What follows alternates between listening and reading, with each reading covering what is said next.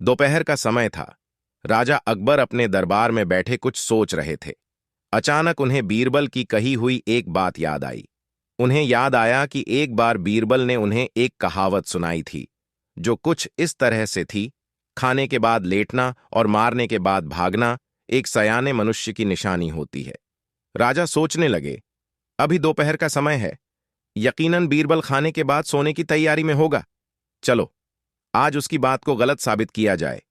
यह सोचकर उन्होंने एक सेवक को आदेश दिया कि इसी वक्त बीरबल को दरबार में उपस्थित होने का संदेश दिया जाए। बीरबल अभी खाना खाकर बैठे ही थे कि सेवक राजा का आदेश लेकर बीरबल के पास पहुंचा। बीरबल आदेश के पीछे छिपे राजा की मंशा भली भांति समझ गए। उन्होंने सेवक से कहा, तुम थोड़ी देर रुको, मैं कपड़े बदलकर तुम्हारे साथ ही चलता हूं।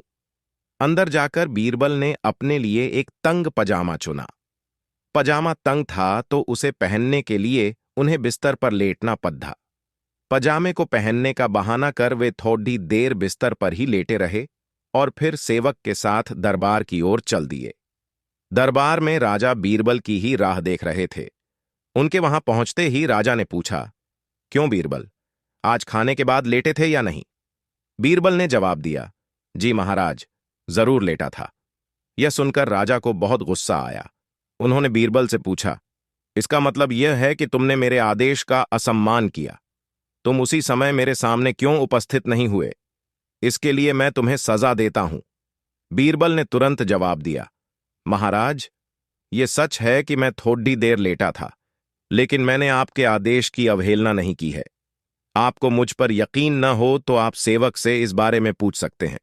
हाँ, यह अलग बात है कि मुझे इस तंग पजामे को पहनने के लिए बिस्तर पर लेटना पड़ रहा था। बीरबल की इस बात को सुनकर अकबर हंसे बिना रह न सके और उन्होंने बीरबल को दरबार से जाने दिया। कहानी से सीख। इस कहानी से हमें यह सीखने को मिलता है कि परिस्थिति को भांपते हुए हमारे द्वारा उठाया गया एक कदम हमें अनेक मुसीबतों से बचा सकता है।